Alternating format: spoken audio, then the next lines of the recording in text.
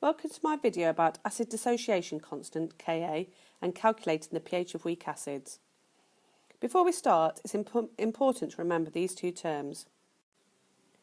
The concentration of an acid or a base is a measure of its amount. The strength of an acid or a base is the extent to which it dissociates in an aqueous solution.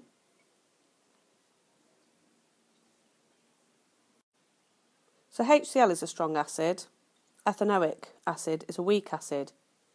When the two have the same molarity, e.g. 0.1, we can say that HCl will have a greater hydrogen ion concentration compared to ethanoic acid. Therefore, the pH of HCl will be lower than ethanoic acid.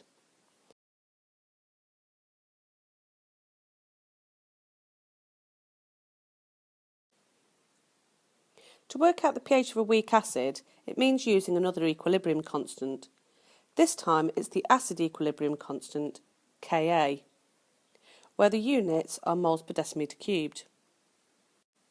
So let's take a 1 mole per decimetre cubed solution of ethanoic acid. Now before dissociation, we can say that there's 1,000 molecules of ethanoic acid. And at this point, before dissociation, there'd be 0 molecules of the hydrogen ion and there'd be 0 ethanoate ions. Let's say after dissociation, there's 996 molecules of ethanoic acid. That would mean that there'd be 4 molecules of the hydrogen ion and 4 molecules of the ethanoate ion. So we can say at this point that only 4 in every 1,000 ethanoic acid molecules are dissociated. When ammonia dissolves in water, it forms an alkali solution.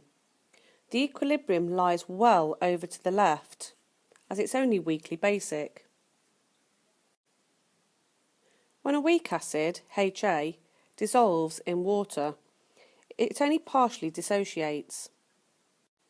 Here an equilibrium is formed, where Ha actually stands for any generic weak acid, for example methanoic, ethanoic or citric acid for example.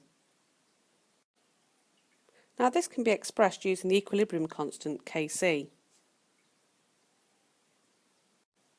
where the products of the reaction are divided by the reactants. Now the concentration of water is very large compared to the species present, and is only weakly dissociated itself, as we discussed previously. As it is essentially a constant, water can be incorporated into Kc, producing a new constant Ka. I've also shown the oxonium ion, and normally we're used to seeing this shown as the concentration of the hydrogen ion. So we can further express Ka as the following form. Now we can say that the more the acid dissociates, the more hydrogen ions are produced. And so therefore Ka, the acid dissociation constant, will also be larger, and of course this will have a knock-on effect and the pH will be lower. Previously, for strong acids, we've taken the hydrogen ion concentration to be the same as the concentration of the acid, as it virtually all dissociates. This is no longer the case for weak acids. That's because they only partially dissociate, and so to calculate the hydrogen ions we need to use the acid dissociation expression. So let's look at how we can calculate the pH of a 1 molar ethanoic acid solution where Ka is equal to 1.7 times 10 to the minus 5. Now we're going to write it out as we set it out previously. Now before dissociation we've got 1 mole of ethanoic acid and 0 moles of the ethanoate and the hydrogen ions. What have we got after dissociation? Well, we could say for ethanoic acid we've got 1 minus the concentration of the ethanoate ion. Then we've got the concentration of the ethanoate ion and then the concentration of the hydrogen ion. So Ka is expressed as Now for each ethanoic acid molecule that dissociates, it produces one ethanoate ion and one hydrogen ion. So we can say that the concentration of the ethanoate ion is equal to the concentration of the hydrogen ion. So therefore we can say that Ka is equal to the concentration of the hydrogen ion squared over the concentration of the ethanoic acid. Now before we continue with this calculation, we need to know what the concentration of the ethanoic acid is after dissociation. And if we look back up here, this is what we said the concentration of the ethanoic acid would be. It would be its original concentration, which was 1 mole per decimetre cubed, minus the concentration of the ethanoate ion. Now we've just said down here that the concentration of the ethanoate ion is the same as the concentration of the hydrogen ion. So back up here we could actually say that the concentration of ethanoic acid is its original concentration, which is 1 mole per decimetre cubed, minus the concentration of the hydrogen ion that is produced after dissociation. But what we have to remember here is that this is a very weak acid and we have to make an approximation.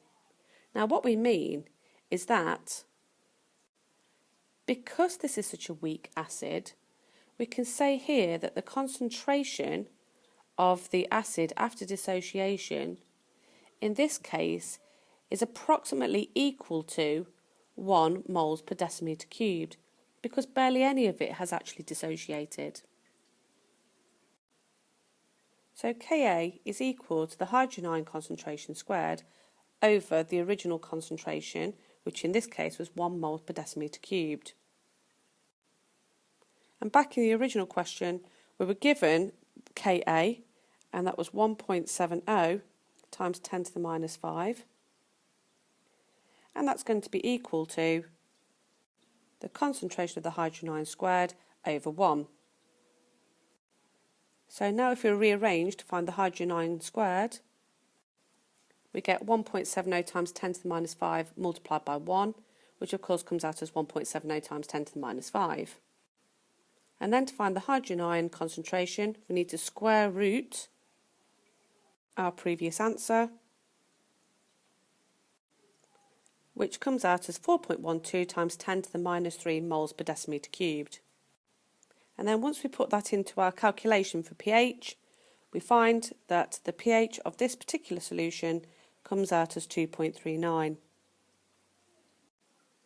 Although this was a long-winded process, all you've got to remember for any generic weak acid, so Ka is equal to the hydrogen ion concentration squared over the original concentration of the acid, and that the hydrogen ion concentration comes from the square root of Ka times by the original concentration of the weak acid. So for next lesson, I'd like you to answer these 3 questions, and note for questions 2 and 3 you're going to have to do the antilog to work out the hydrogen ion concentration from pH.